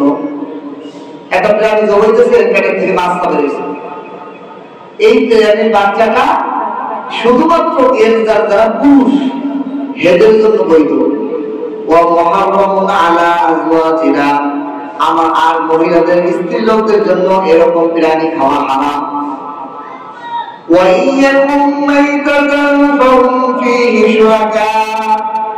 তবে যদি জবাই করা প্রাণীর পেট থেকে মৃত বাছুর বের হয়, মৃত বাচ্চা বের হয়, তাহলে এই মাইতা, এই মৃত্যুর ব্যাপারে পুরুষ নারী সবাই শরীর সবার জন্য বৈধ। নাউযুবিল্লাহ। নিজেদের মন করেন ধর্ম করা গেছে যে গরু জবাই দিলে থেকে বাছুর বের হয়, তাহলে এই বাছুরটা কি করতে হইব? শুধুমাত্র পুরুষ লাগাইব, জীবিত হইব, ওই দেবদেবী যারা রক্ষক সাধু সন্ন্যাসী তারা খাইব। আর যদি ওদের মৃত্যু বের হয়, তাহলে নারী পুরুষ সবাই আর ভাগ আছে, সবাই খাইব। আজ কবি আকীদা তারা শুরু করে, সায়াজজিহিম ওয়াসফাহুম, তারা যা গুণ বর্ণনা করতেছে আল্লাহর ব্যাপারে, সেটার ব্যাপারে অচিরেই তাদের প্রতিদান শাস্তি দেওয়া হবে। ইন্নাহু হাকীমুন আলীম, নিশ্চয়ই আল্লাহ তিনি হলেন হাকীম, ন্যায় বিচারক, হিকমতওয়ালা, আলীমুন সব জানেন। হাকীম ন্যায় বিচারক, এমন ওনার সূক্ষ্ম বিষয়, যদি ছাড়তেছে এদেরকে না মনে করে ছাড়তেছে না, এদেরকে কঠিন আকারে শাস্তি দেওয়ার জন্য দিয়েছে। এই জন্য তোমার ডাকি দেয় সেখানে পোষণ করতো। আমাদের সমাজও আছে এই যে ঘটনাগুলো শুনাইতেছি, এই যে বসনি, আপনি কি বলবেন? এই কোরবানির দিকে তাকাইলেই তো বোঝা যায়। আমাদের সমাজে মানুষের কোরবানি হলো ইবাদত। ওলামা একরাম মুফতি সাহেবের সাথে মাসালা জেনে জেনে আমল করবে না, বরং নিজের মন চাই কোরবানি করতেছে। মন চাই কোরবানি কেন? একজন বলছে যে কোরবানি আমি বছর কোরবানি করছি, গোস্ত বিলি না করলে কেমন হয়? আমি একজন সমাধান ব্যক্তি, আমি যদি গোস্ত না দিই, কোরবান না দিই, তাহলে মানুষ কি করবো, মানুষ কি সমালোচনা করবো, এই জন্য দিয়েছি। আরেকজন বলতেছে ওদের বাচ্চা কাছে দাঁড়াইবো, আমার একটা বাটা দেয়, আমার একটা শরীর মিলাই দেন, আমরা 2-3 জন আছি, আর 9 জন মিলে একটা বাঘা মিলে বাচ্চা কাছে কোরবানির জন্য আলাদা দিয়ে গোস্ত বাঁধাতে, একটা গরু গরু বাঘা দিয়ে কোরবানি দিয়ে রাউন্ড মিলাই নিয়ত দিয়ে তার কোরবানি কি? কোরবানি ইবাদতটাকে আমরা কত নিকৃষ্ট বানাচ্ছি। এই জন্য আল্লাহ তাআলা এই সমস্ত ঘটনা শুনে আমাদেরকে বুঝাইছেন। এরপরে এই দেখেন, এই যে এখানে যে বলছে কোরবানির গোশত, দেখেন এখানে মুশরিকরা কি করতো? জীবিত বেরোইলে পুরুষ খাইতো, মৃত বেরোইলে পুরুষ মহিলা সবাই খাইতো। নিজের আয়াত করেছে না? কোরআন ও হাদিসে কোথাও নাই যে কোরবানির গোশত 3 ভাগ 2 ভাগ এই ভাগ এরকম আছে কোন ভাগ করে? এই দুটো বাইরে করতে নিজেকে মন করা বানাইলে সমস্ত ফতোয়ার কিতাবগুলোতে নিয়ম হলো কি, যে আপনি আপনার যতটুকু প্রয়োজন অতিরিক্ত আপনি দান করতে পারেন। এখানে আপনার 3 ভাগের কোনো নিয়ম নেই। আপনি 4 ভাগ করে দিতে পারেন, 2 ভাগ করে দিতে পারেন, পুরো গরু দান করতে পারেন, পুরো গরু আপনি প্রয়োজন দেখে দিতে পারেন, কোনো অসুবিধা নেই। কিন্তু এটা আমরা কি বানাইছি? 3 ভাগ আমরা লাভের বানাই দিচ্ছি, এটাই তো খারাপ। ধরেন এই 3 ভাগ যদি খাস করেন তাহলে অনেক সমস্যা আছে। কি সমস্যা দেন? একজন গরিব মানুষ অনেক কষ্টে কষ্টে তার ধরেন কোরবানি ওয়াজিব হওয়ার পরিমাণ টাকা আছে, এই 3 জায়গায় সবাই আমাদের বলতে কইছি না এই বিষয়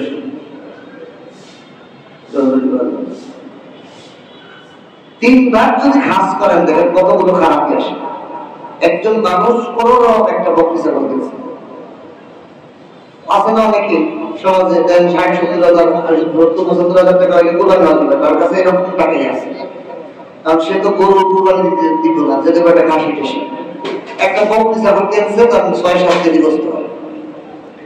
তার পরিবারের ছেলে মেয়ে মিলে ধরেন 7-8 জন আছে, 7-8 জন যদি থাকে, কোরবানি হলো 3 দিন, ঈদের দিন, ঈদের পরে আরো 2 দিন, 2 দিন। আমাদের দেশের মানুষ 3 বেলা খাবার খায়, 3 দিন ঈদের 3 দিন যদি দাওয়াত হয়, তাহলে মোট খাবার কয় বেলা? 9 বেলা। 7 কেজি গোশত তো এক বেলা 1 কেজি রান্নাও তো 9 দিন হয় না, ঠিক কি না? তার পরিবার যদি সঠিক করে করতে হয় তাহলে আরো 2 কেজি গোশত লাগবে, বুঝতে পারছেন? এখন এই লোকটা যদি আপনি মশলা পাওয়া 3 ভাগের 1 ভাগ, তাহলে 3 ভাগের 1 ভাগ কত হবে? সে তো 2.5 কেজি হবে না, পরে তো 1.5 কেজি হবে, ঠিক কিনা? 3 ভাগ করলে 1.5 কেজি না 7 কেজি গোশত। আবার ধরেন একজন 2টা গরু কিনছে, একটা গরুতেই 5 মণ 7 মণ গরু গোশত, তার পরিবারের জন্য 20 কেজি গোশত হলে যথেষ্ট 3 দিন, কথার কথা। আর বাকি গোশত সে সস্তা করে দিই পুরাটা আত্মীয় গরিবের মাধ্যমে, অসুবিধা আছে? যে 2টা গরু এরকম কিনতে পারে, তার প্রতিদিন গরুর গোশত কিনে খাওয়ার ক্ষমতা আছে না? কিন্তু যে ছাগল কিনছে তার প্রতিদিন গরুর গোশত কিনা অ্যাবিলিটি নাই। এই জন্য 3 ভাগ খাস করা যাবে না, এটাকে মুশরিকদের মতো হয়ে গেছে। মুশরিকরা যখন মমতাই এরকম করতো, এই জন্য ইসলাম যেটাকে বন্দি নেই সেটা বন্দি বানাবেন না। এই জন্য আমি তো মানুষের বাচ্চারা বলি, আমি বলি আপনারা অবস্থা 3 ভাগ দিয়ে যাবে, 3 ভাগ দেবেন, 2 ভাগ দিয়ে দেবেন, তার দিকে যদি বলেছেন 4 ভাগের 1 পুরো দিয়ে দেবেন, যেটুকু লাগে একটু মাঝে পুরোটা দেবেন, আর যদি প্রয়োজন থাকে আপনি পুরোটা দেন। এই জন্য ইসলামের এই যে মুশরিকরা এরকম করতো, এটা বাবার জন্য কত নিজের মতো আল্লাহ তো এরকম, আল্লাহ যে বর্তন করছে এর থেকে ভালো বার্তা আপনি বলতে পারবেন? পুরো কোরবানির পশুটাই তো আল্লাহ দিয়ে দিয়েছিল, ঠিক কিনা? আল্লাহ নিয়ে দিতেন, আমরা কোরবানি করছি তার লেগে, আল্লাহর জন্য না। এরপরে আসেন এই যে কোরবানির ব্যাপারে কিছু কথা না বললে নয়, এখন তো চলে গেছে, এখন করলে অসুবিধা নেই, কিছু কথা বললে তার হুজুরের নবী না করলেও সমস্যা। একজন ব্যক্তি 1,80,000 টাকা যেটা বলতেছে, ভিডিওতে দেখলাম অনলাইন, ঢাকা শহর কষাই এসে বলছে আমার মসজিদে। কত মসজিদ? 57,000 টাকা। কেন? মালিক জিজ্ঞাসা করছে কেন? 1,150 টাকা আমরা গোস্ত বানাই, 1,80,000 টাকা হিসেবে আমার বিল আসছে 57,000 টাকা। 50,000 দিলে হবে না? পায় না। এখন না ফলে ওই পুরুষ জানে, ওই লোক গরু কোরবানি দাতা আলাম যে মজুরি নির্ধারণ না করলে কোরবানি সই হবে না। এইবার আসে, এইটা তো সে বানাই দিল, গোস্তটা তৈরি করে দিল, এই গোস্ত গরিব মিসকিনরা দিচ্ছে না? যারা পরিচিত গরিব মিসকিন তাদের 1 কেজি 2 কেজি করে দিচ্ছে না? 1 কেজিতে কত দাম? 800 টাকা কোরবানি বিক্রি হয় গোস্ত, ঠিক কিনা? এইবার আমি আপনাকে ঘটনা শোনাই। এই এলাকায় যারা কোরবানি করছেন, এই হুজুর না, এই হুজুরের এই কোরবানি হুজুরের দিতে হবে, এটা কোনো মাথা আছে? জরুরত আছে? কোরবানি পশু যে কোরবানি করে সেই করি হয়, বিসমিল্লাহ আল্লাহ বলে হয়। কিন্তু অনেক সমাজের মানুষ চায় যে হুজুর একটু দোয়া কালাম, ইন্নী ওয়াজজাহতু ওয়াজহানি আল্লাযী ফাতারাস সামাওয়াতি ওয়াল আরদা হানিফান ওয়া মা আনা মিনাল মুশরিকিন ইন্না সালাতি ওয়া নুসুকি, যে আয়াতগুলো আছে এগুলো পড়ে পড়ে একটু দোয়াই করলে হুজুর একটু দোয়া কালাম বেশি করে হুজুর দিতে দেয়, তাহলে কি না? এই হুজুর হুজুরদের পড়াবে, হুজুরের একটা মন্ত্রী আছে কিনা? হুজুরদের মন্ত্রী আছে না একটা? তো হুজুরের মন্ত্রী তো নির্ধারণ করেই না। আমি গত বছর করছি 5-7টা গরু, এক গরু থেকে 100, আর এক গরু থেকে 200, আর যারা একেবারে কাছের মহব্বতের তারা যাবে 500। অথচ একটা গরুর দাম প্রায় 2.5 লাখ 2 লাখ।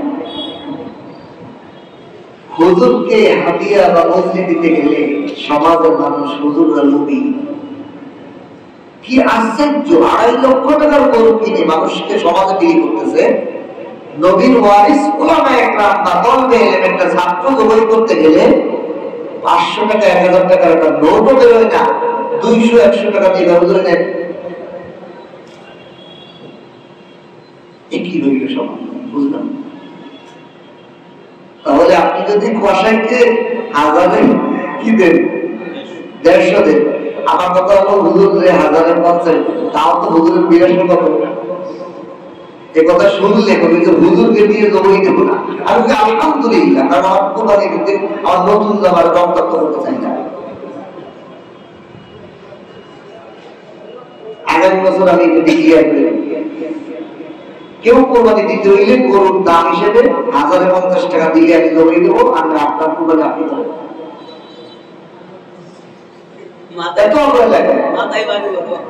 কসাইকে দিতে একটু করানো পড়ে না, কিন্তু একজন আলেমকে, একজন নবীর ওয়ারিসকে, তা আমি শুধু না, যে হুজুরই দিয়ে দেন, আপনি অমর্যাদা করেন না।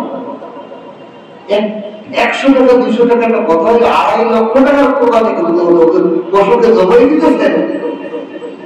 হুজুরের সাথে মসজিদ নির্ধারণ না করলে আপনার মাসালা আইনগত কিছুদিন মধ্যেই একটা বড় আইন দিতেছে যে জবাই মসজিদ নির্ধারণ না করলে কোরবানি সই হবে না।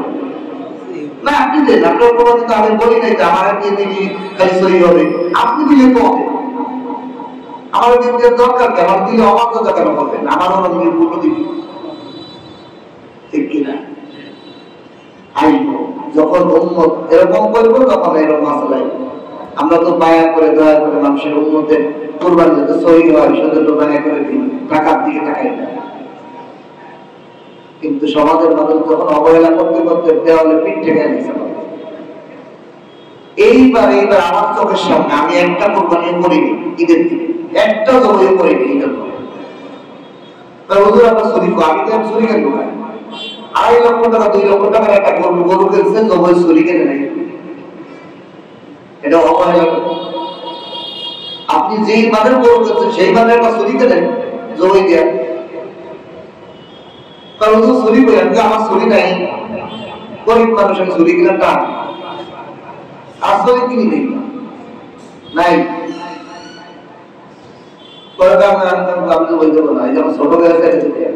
আমার ছোট ভাই আমার সামনে দাঁড়ায় দাঁড়ায় আমার বাসার সামনে 5-7টা গরু করতেছে, মাত্র 2টা গরুতে টাকা দিচ্ছে, আর একটা গরুতে টাকাও দেয়নি, কোনো খবরও নেই যে হুজুরটা জবাই দিল, হুজুরে 500-1000 টাকা দিয়ে আমি দেই নেই।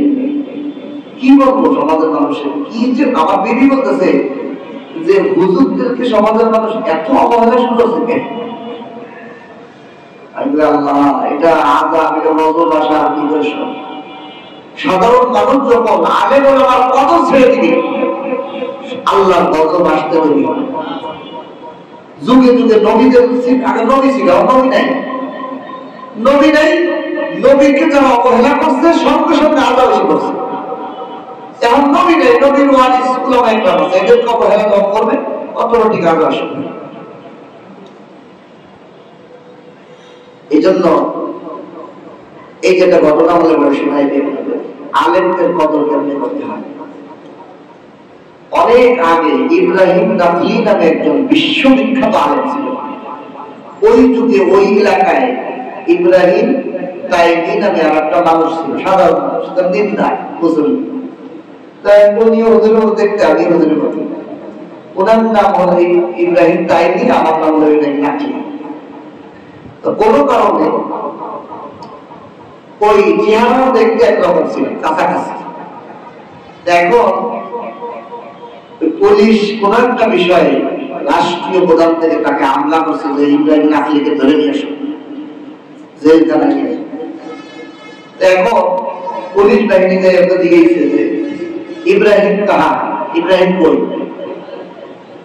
উনি তো সে বলছে ইব্রাহিম কই, ইব্রাহিম নাখলি না ইব্রাহিম তাইমি এইটুকু বলেন। ওই যে দিনদার মানুষ, মুসলমান ব্যক্তি, যুবক, সে বলছে আমি ইব্রাহিম তো আমি বলো ইব্রাহিম তাইমি। আর পুলিশ খুঁজতেছে কাকে? ইব্রাহিম নাখলি। ইব্রাহিম নাখলি হলো বড় আলেম, আর এগুলো মাত্র বড় আলেম না, দেখতে আলেমদের মতো চলে এসে হে তো আমি তো ইব্রাহিম, হেও জানে যে পুলিশ আসছে ইব্রাহিম নাখলিকে ধরতে, কিন্তু সে তো আমি ইব্রাহিম। পুলিশ তাকে ধরে নিয়ে জেলখানার মধ্যে আটকে গেছে, জেল হাজত হয়ে গেছে। একদিন তার মা জেলখানায় সাক্ষাৎ দিয়েছে, বাবা তুই এরকম যাবতীয় 20 বছর 30 বছর কারাগারে তুই কাটাই দিবি, কি লেগে কাটাই দিবি? তুই তো আসলে সেই ইব্রাহিম নাখলি না, তুমি তো সেই ইব্রাহিম নাখলি না। যে ইব্রাহিম নাখলি সে তো বড় আলেম, সে তো ধরা পড়েনি, সে তো আত্মগোপন আছে, তুই কেন ধরা দিয়ে জেলখানায় নিবি? তুই তো আর নিরপরাধ। তখন ওই ইব্রাহিম তাইমি বলে মা আমার মতো ইব্রাহিম হাজার হাজার কোটি কোটি ইব্রাহিম যদি জেলখানায় পৌঁছে যায়, সমাজের মানুষের ইসলাম এবং দিন থেকে কোনো ক্ষতি হবে না। ইব্রাহিম নাখলি যদি জেলখানায় আবদ্ধ হয়ে যায়, হাজার হাজার জনগণ দিন থেকে মাহরুম হইবে। আমার মতো আমার জীবন যদি হাজার কোটি জীবন আমি পাই, ওই ইব্রাহিম নাখলি আল্লাহর নবীর ওয়ারিস উলামা আলেম, তার জন্য আমি এরকম ইব্রাহিম তাইমি হাজার হাজার ইব্রাহিম তাইমিও জীবনটা জেলখানায় পার করে দিতে কোনো অসুবিধা না। এই ছিল আলেমদের প্রতি সাধারণ দিনদারদের মহব্বত। আজকাল তো আমাদের এটা নাই। আলেমদের পিছনে নামাজ পড়ে যায়, একটা মুসল্লি জিগাই না হুজুর কি দিয়েছে বাড়তে, আমার বলতেছি না, সারা দুনিয়ার অবস্থা বলতেছি। একজন আলেম যাকে আমি মহব্বত করি, যার পিছনে নামাজ পড়ি, যে মসজিদে নামাজ পড়ি, যে ইমামের পিছনে নামাজ পড়ি, এই ইমামের সাথে আমার বন্ধুত্ব নাই। আজকে যদি ইমামের জায়গায় ইমাম না থাকে, নবী আল্লাহ নবী রাসূলুল্লাহ সাল্লাল্লাহু আলাইহি ওয়াসাল্লাম থাকতেন, আপনি কি এই মামলা করতেন? আমি একটা এই মামলা করতাম। আমাদের বরকত আর শান্তি আসবে কেন? আমরা দিন ধর্ম যাদের মাধ্যমে শিখি তাদের কদর নেই, যারা শিখাইতে চাই তাও শিখতে চাই না, সময় দিতে চাই না। এই যে আজকে আয়াতগুলোর মধ্যে গেছে না যে আপনি মনে করতেছেন এই দুনিয়া সব কিছু আল্লাহ রাসূল আল্লাহ বলেছেন রোজা আমাদের দায়িত্ব নিয়ে খাবেন, দুনিয়া দুনিয়া দুনিয়া দুনিয়া, একটা ঘন্টা কোরআন শেখা, কোরআন বসা, কোরআন জানা, এটা আপনি আমি ভালো করতে পারি না। আল্লাহ রাসূল বলেছেন, আল্লাহ রাসূল আল্লাহ বলেছেন, আল্লাহ হে নবী আপনি একটা আমল বলেন, হেরা আমল চোখটা বুঝলে কে হাত কে কি মর্যাদা দেয়। এই জন্য এই যে আয়াত থেকে আসলো যে কাফের মুশরিকরা তাদের পশু জবাই করলে তার পেট থেকে জীবিত বাছুর বের হইলে বলতো এটা পুরুষরা খাইবে, আর মৃত বেরোইলে নারী পুরুষ সবার ভাগ আছে। নিজেদের মতো কি বানায় নিত, ধর্মীয় বিষয়গুলোকে নিজেদের মতো সাজাই নিত। আল্লাহ তাআলা বলেন সায়াজজিহিম ওয়াসফাহুম ইন্নাহুম হাকীমুন আলীম।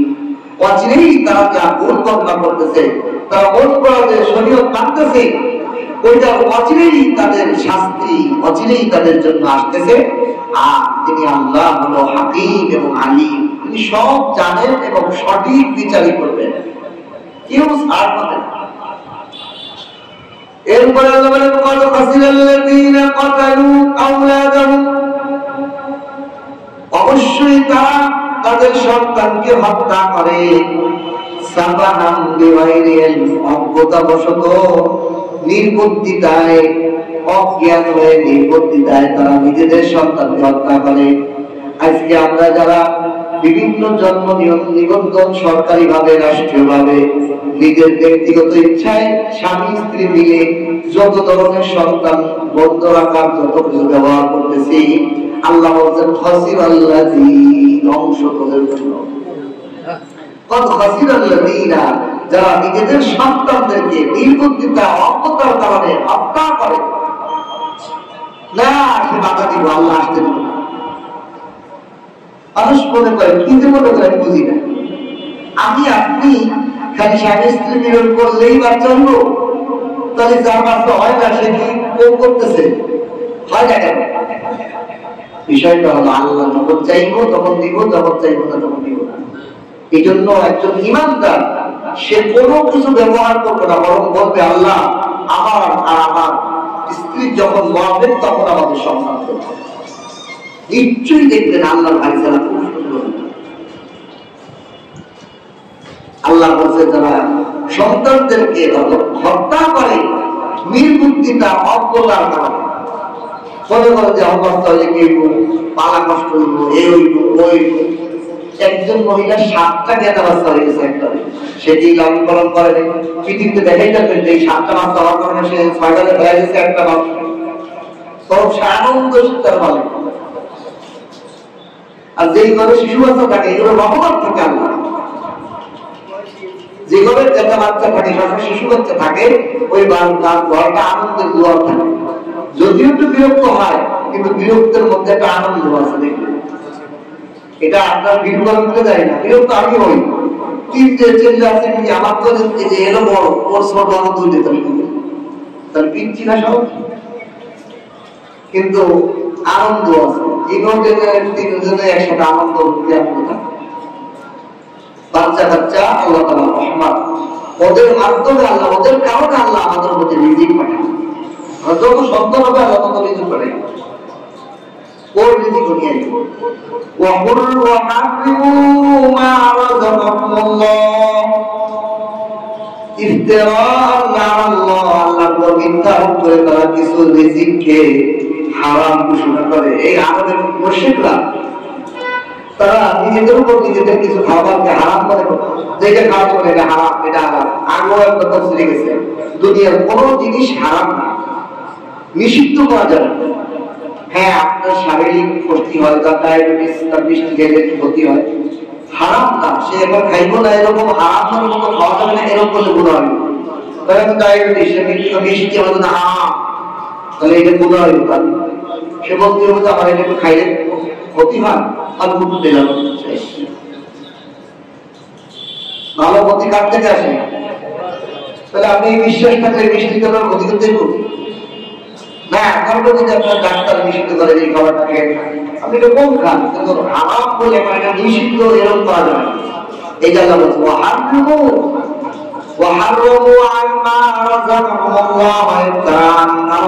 আল্লাহর উপর তারা মিথ্যা অপরাধ করে, যে আল্লাহ হারাম বানিয়েছে। আল্লাহ কোন হালাল জিনিসকে হারাম বানায়, হারাম জিনিসকে হারাম বানিয়েছে, যেটা ক্ষতিকর সেটাই হারাম বানিয়েছে।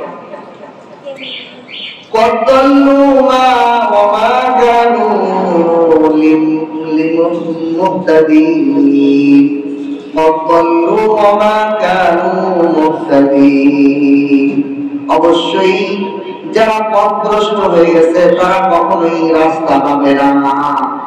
যাদেরকে আল্লাহ হিদায়াতের রাস্তা থেকে পথ হারাই দিয়েছেন আল্লাহ, ওদেরকে আমরা যতই বুঝাই নামাজে আনতে পারবো না, তফসিরে আনে বসাইতে পারবো না, তাদেরকে আমলে আনে বসাইতে পারবো না, গাছতে আনে বসাইতে পারবো না, ইমান আমলের কথায় বসাইতে পারবো না, তেলাওয়াত শোনাইতে বসাইতে পারবো না, কারণ আল্লাহ ওর কলমের মধ্যে মোহর রেখে দিয়েছে।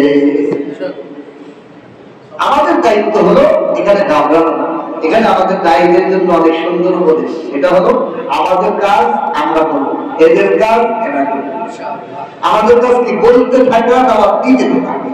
আমি আগে একবার শুনেছি হামাদি রহমতুল্লাহ বাথরুমের মধ্যে ইস্তেজা করেছে, দরজার সামনে দুইটা ব্যক্তি আসসালামু আলাইকুম ভাই কেমন আছেন, উনি ওয়ালাইকুম আসসালাম ভাই কেমন আছেন। সাক্ষাৎ হইলে বাথরুমে বসা আছে, সে শুনতেছে নামাজ, হামাদি রহমতুল্লাহ আমি শুনতেছি আওয়াজ, কিন্তু লোক দুইটাকে আমি চিনি না, কিন্তু দুজনের সাক্ষাৎ হইতেছে এটা আমি শুনতেছি।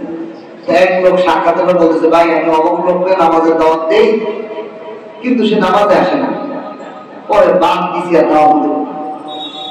অপর ব্যক্তি বলছে তুমি তো ঠকে গেলি, কেমনে ঠকলাম? হে যে নামাজে আসে না এই ব্যাপারে সে বড়, আর তুমি যে নামাজের দাওয়াত দিছিলে সেই ব্যাপারে তুমি ছেলেটার চাইতেছো। তোমার উচিত ছিল তুমিও আমার হও, দাওয়াত দিতেই থাকবো। তুই আমার যতদিন শ্বাস প্রশ্বাস চলবে ততদিন ধরে দাওয়াত দিতেই থাকবো, তুই না আসার দিকে হতো আমি দাওয়াত দিতে দিয়ে হতো। আমি বের হয়ে লোক দুটাকে তালাশ করলাম, পাইলাম না। আমার ধারণা হইল আল্লাহ পাক আমাকে ইস্তেকামতের সবক দেওয়ার জন্য ফেরেশতা পাঠাইছেন, উনি ওনার নামগুলোতে লিখে দিয়েছেন। এই জন্য আমরা আমাদের কাজ করতেই থাকবো, আমরা তফসিল করতেই থাকবো, লোক হোক আর না হোক, আমরা কাজ করতেই থাকবো, লোক হোক আর না হোক, আমরা দিনের দাওয়াত দিতেই থাকবো, হোক আর না হোক। আমাদের কাজ আমরা চালিয়ে যাবো, আমাদের কাজে আমরা অনড় থাকবো। আল্লাহ ইস্তেকামত দান করুন, আমিন। আল্লাহ তাআলা এই কথাগুলো আমল করে আমাদের জীবন পরিচালনা করার তৌফিক দান করুন, আমিন।